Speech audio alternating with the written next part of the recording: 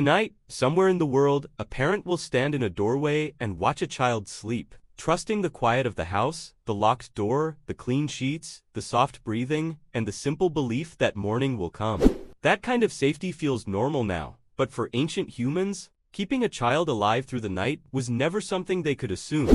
For most of our history, a sleeping child was surrounded by problems no parent today is built to imagine. Cold that could drain a small body faster than an adult one, smoke from the fire that kept the shelter warm, hunger that could return after a failed hunt, predators that listened for weakness, and sickness that could begin with one cut, one cough, or one bad piece of food. So the real question is not only how ancient humans survived, the deeper question is what they had to do every day and every night to keep their children alive long enough for humanity to continue. Because children were the most fragile members of the group, but they were also the only reason the group had a future, which meant ancient survival was never built around strength alone. It was built around protecting weakness. Behind every shelter, every fire, every hunt, every migration, and every piece of shared food, there was one brutal requirement that shaped human life more than most people realize. The children had to make it through the night, and before they could be taught where to walk, what to fear, or how to survive on their own,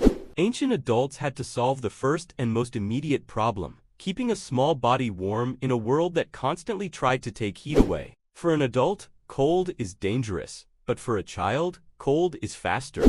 A small body loses heat more quickly, has less stored energy to burn, and cannot always explain what is happening before shivering becomes exhaustion, which meant ancient adults had to treat warmth as one of the first forms of childcare. Before real houses existed, keeping a child alive often meant keeping that child close to human heat. A baby could be carried against the body, wrapped in animal hide, placed near the safest side of the fire, or kept between adults during sleep. So warmth was not coming from one source, but from the shelter, the fire, the clothing, and the bodies around them all at once. This was not softness in a brutal world. It was strategy. Ancient people understood that a child left alone in the wrong place could lose the fight against cold long before anyone noticed. So they built routines around proximity, warmth, and constant attention.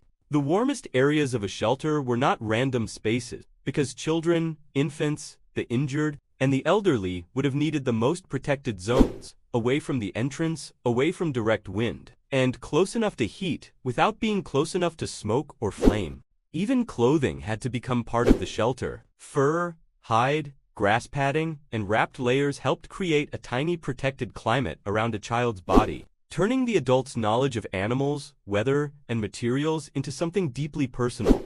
They were not simply trying to keep children comfortable.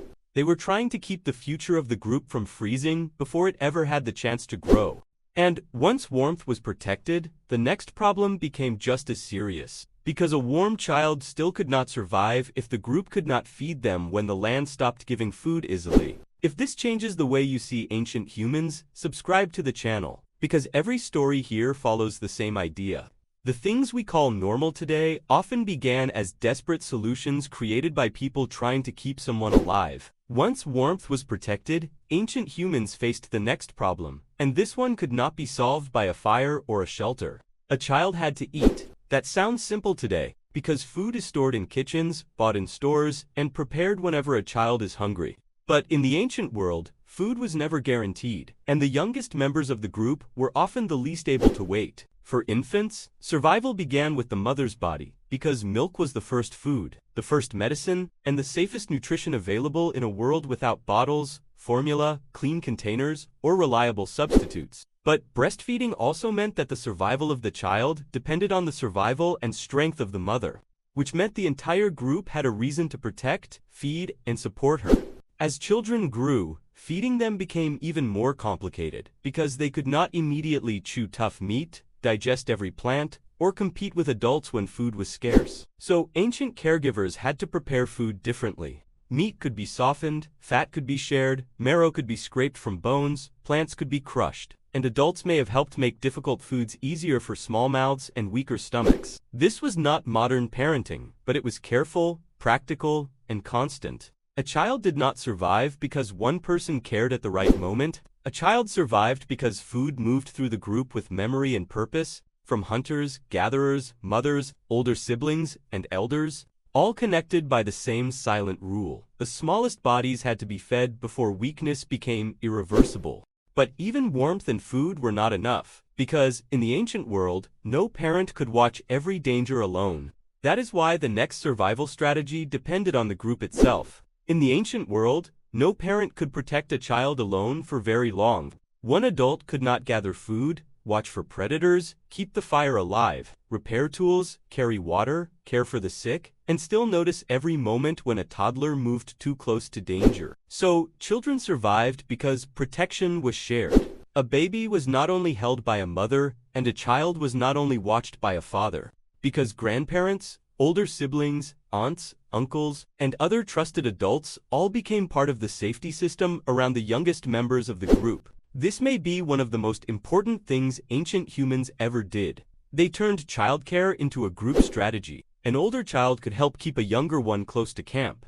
An elder could tell stories that carried warnings about animals, fire, water, or strangers. And adults who were not hunting could still protect the future by watching the children who could not yet protect themselves. That kind of shared care changed everything, because it meant a child did not depend on one exhausted parent noticing every threat. The child was surrounded by eyes, voices, hands, rules, and routines. In a world without fences, hospitals, police, or locked doors, the group itself became the barrier between children and the things that could kill them.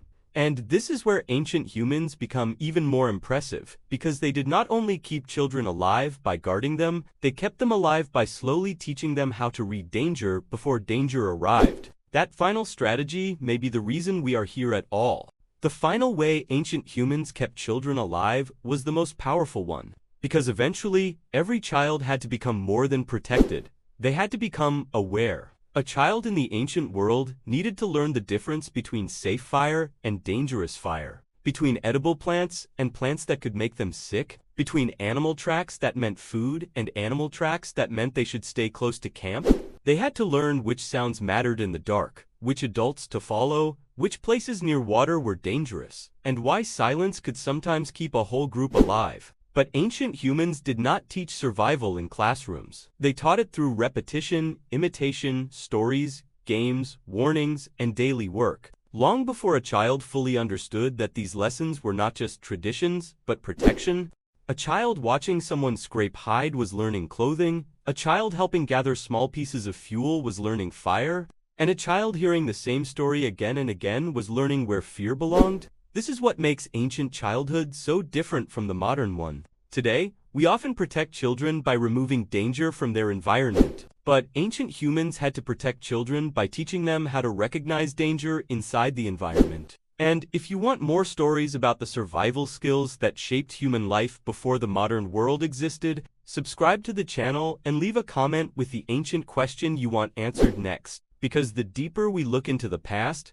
the more we realize that childhood itself was one of humanity's greatest survival projects. Tonight, when a child falls asleep behind a closed door, surrounded by soft fabric, clean air, quiet walls, and adults who expect morning to come, it feels like the most natural thing in the world. But for most of human history, that sleeping child was the result of fire kept alive, food carefully shared, bodies kept close, warnings repeated, and an entire group organized around one fragile life. Ancient humans did not keep their children alive because the world was gentle.